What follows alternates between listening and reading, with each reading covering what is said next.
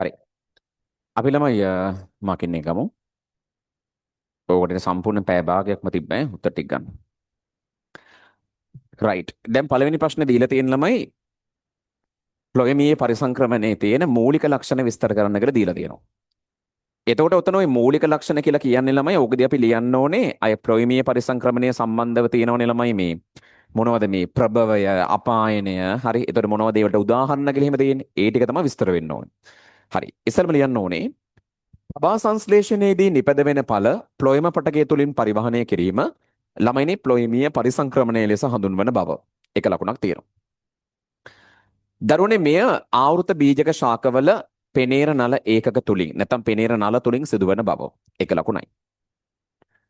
දරුවනේ ළමයි ප්ලොයමී විෂය කියලා කියන්නේ සාමාන්‍ය පෙනේර නල තුලින් ගමන් කරන ජලීය ද්‍රාවණයක් බව. එක ලකුණයි. එහි ළමයිනේ සෛලම යුෂයට වඩා එය වෙනස් බව. එක ලකුණක් තියෙනවා. ප්ලොයමියුෂයේ සෛලමියුෂ අතර තියෙන ප්‍රධාන වෙනස වෙන්නේ ප්ලොයමියුෂෙන් ළමයි බරෙන් 130ක් ළමයි සුක්‍රෝස් පැවතීම බව. එක ලකුණක් තියෙනවා. දරුවනේ ප්ලොයමීය යුෂයේ ඇමයිනෝ අම්ල පවතින බව, ළමයිනේ කෙලින්ම ඛනිජ පවතින බව, ළමයිනේ හෝමෝන පවතින බව. ලකුණු තුනක් තියෙනවා. ළමයිනේ ප්ලොයමියුෂයේ ගමන් කරන්නේ ප්‍රභවයේ සිට අපායනයේ දක්වා බව. එක ලකුණයි.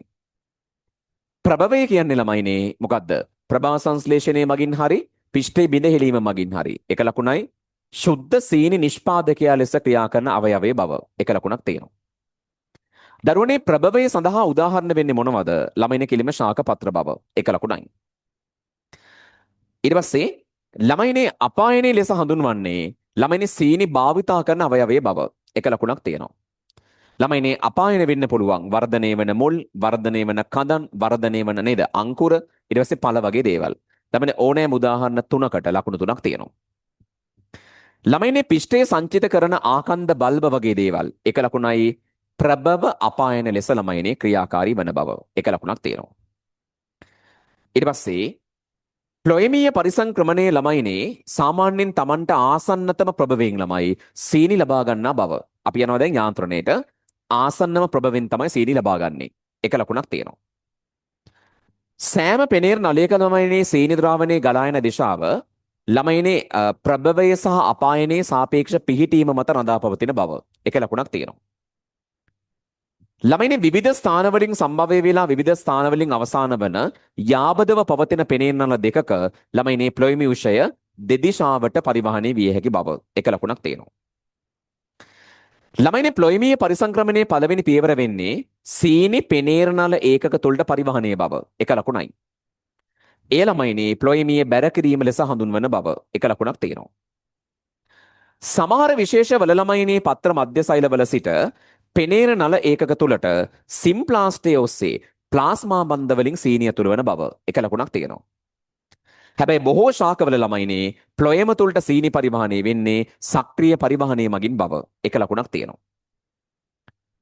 ළමයිනේ ඒට හේතු වන්නේ සාමාන්‍යයෙන් ළමයි පත්‍ර මධ්‍ය සෛලවලට වඩා පෙනේර නල ඒකකවල වැඩි සීනි සාන්ද්‍රණයක් පැවතීම බව. එක ලකුණක් තියෙනවා. ළමයිනේ සුක්‍රෝස් පෙනේර නලයේ අවසානයේ පිහිටි අපායනයේදී හර කරනු ලබන බව. එක ලකුණක් තියෙනවා. ළමයිනේ ප්ලොයමීය හර කිරීම සිදුවන ආකාරය විශේෂයේ මත වෙනස් වන බව. ළමයිනේ අවයවයේ මත වෙනස් වන බව. එක ලකුණක් තියෙනවා. හැබැයි ළමයිනේ අපායනයේ සීනි සාන්ද්‍රණය දරුවනේ සෑම විටම පෙනේර නලයේ සීනි සාන්ද්‍රණයට වඩා ළමයිනේ අඩු බව. එක ලකුණක් තියෙනවා. ළමයිනේ එයට හේතුව වන්නේ අපායනයේ පවතින ළමයිනේ හර කරනු ලබන සීනි ළමයිනේ අපායනයේ සෛලවල වර්ධනයට එක ලකුණයි පරිවෘතියට පරිභෝජනය කිරීම බව. එක ලකුණක් තියෙනවා. ළමයිනේ මේ සීනි පිෂ්ඨයේ බවට පත් වී ළමයිනේ කෙලින්ම අපායනයේ සෛලවල ගබඩා වී පවතින බව. එක ලකුණක් තියෙනවා. ළමයිනේ මෙම නිසා සෑම විටම පෙනේර නලයේ සිට අපායනයේ සෛලවලට සීනි විසරණය මගින් පරිවහණය වන බව. එක ලකුණක් තියෙනවා. දරුවනේ ප්ලොයමියුෂය ප්‍රභවයේ සිට අපායනයේ දක්වා පැයට මීටරයක වේගයකින් එක ලකුණක් තියෙනවා. තොග ප්‍රවාහයක් ලෙස එක ලකුණක් තියෙනවා. ධන පීඩනයකට තේ ගමන් කරන බව. එක ලකුණක් තියෙනවා. ළමයිනේ මෙන්න මේකට කියනවා මොකද්ද? පීඩන ප්‍රවාහය කියලා. එක ලකුණක් තියෙනවා. දරුවනේ ආවෘත බීජක ශාකවල ප්ලොයමීය පරිසංක්‍රමණ සිදුවන ආකාරය පීඩන ප්‍රවාහ කල්පිතයේ මගින් පැහැදිලි වෙන බව. එක ලකුණක් තියෙනවා. හැබැයි ළමයි එතනින් නවත්තන්න එපා. මම අර ස්ට්‍රක්චර්ඩ් එසේ වගේ ගන්න පොයින්ට් 4ක් කිව්වේ. ඒ පොයින්ට් 4ක් දරුවනේ අනිවාර්යෙන් ගන්න. ඒ කියන්නේ ප්ලොයිමීය පරිසංක්‍රමණයේ ළමයිනේ මෙන්න මේ ක්‍රියාවලිය සිද්ධ වෙනවා කියලා ක්‍රියාවලිය 4 ගන්න. එකක් තමයි පෙනීර් නල වලට ළමයිනේ සීනි බැරවීම නිසා. එක ලකුණයි. පෙනීර් නල ඒකකව ළමයිනේ ජල විභවය අඩු වන බව. අර ප්‍රභවය අසල එක ලකුණක් තියෙනවා. ළමයිනේ එවිට පෙනීර නල තුලට සෛලමේ සිට ළමයිනේ ආශ්‍රිතය මගින් ජලය ඇතුළු වන බව. එක ලකුණක් තියෙනවා. ළමයිනේ ජලය ඇතුළු වීමත් සමගම ධන පීඩනයක් ඇති වෙන බව. එක ලකුණක් තියෙනවා. එබැගින් ළමයිනේ පෙනේර නලය ඔස්සේ මොකද වෙලා තියෙන්නේ යුෂය තල්ලු වී ගලා යන බව. එක ලකුණක් තියෙනවා. අපායනයේදී ළමයිනේ සීනි හරවන බව. එක ලකුණයි. ඒ සමගම ළමයිනේ ප්ලොයමේ සිට සෛලමයට ජලය ළමයිනේ ආශ්‍රිතය මගින් නිවත්තන බව. එක ලකුණක් තියෙනවා. එතකොට මේකේ ළමයි මොනවත් එහෙම රූප සරහන් අඳින්න අවශ්‍යතාවයක් නැහැ. මොකද මේක මම ආයෙත් කියනවා යාන්ත්‍රණය. යාන්ත්‍රණවල රූප සරහන් ඕනේ නැහැ. හරිද?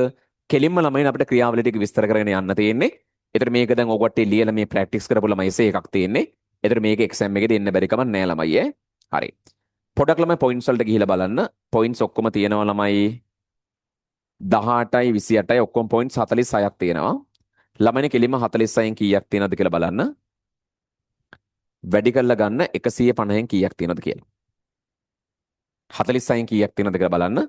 වැඩි කරලා ගන්න 150න් කීයක් තියෙනවද කියලා. පොයින්ස් ඇත්තටම මීට වැඩි අර මම ළමයි දිග පොයින්ස් කැඩුවේ නැහැ. එක්සෑම් එකේදී කරන්නේ දිග පොයින්ස් කඩනවා. ඒක ලේකට පොයින්ට් 50 හදනවා. මම දිග පොයින්ස් එහෙමම ගත්තේ කැඩුවේ නැහැ.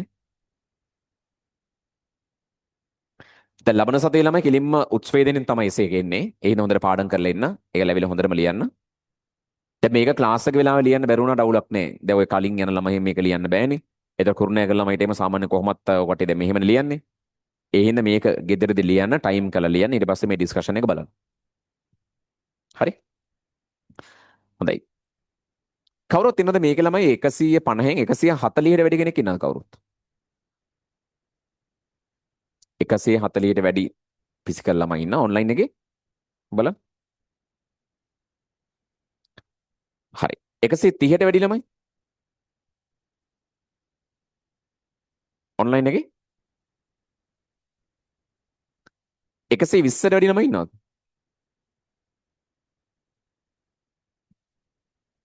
ඉන්නවනේ.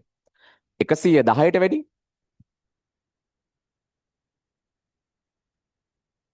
අන්තිමට 100ට වැඩි ළමයි. 100 ගැන හොඳ මාක් එකක්. ඒක සාමාන්‍ය B වගේ මාක් එකක් තියෙන්නේ. 120 පන්නන්න ඕන. 150 150ක ඕන වෙන්නේ 120 පන්න ගන්න පුළුවන් නම් ළමයි ආරක්ෂිතයි. හොඳයි. අපි ළමයි මෙතනින් අද වැඩි නවත්තනවා. අපි ඒතකොට ළමයි හම්බ වෙනවා මේ සතියේ බදාදා අපේ ඩිස්කෂන් එකත් එක්ක දරුවනේ ෆ්‍රී පේපර් ඩිස්කෂන් එකත් එක්ක. එහෙනම් හැමෝම ළමයිනේ බදාදා හවස සෙට් වෙන්න. හරි. එහෙනම්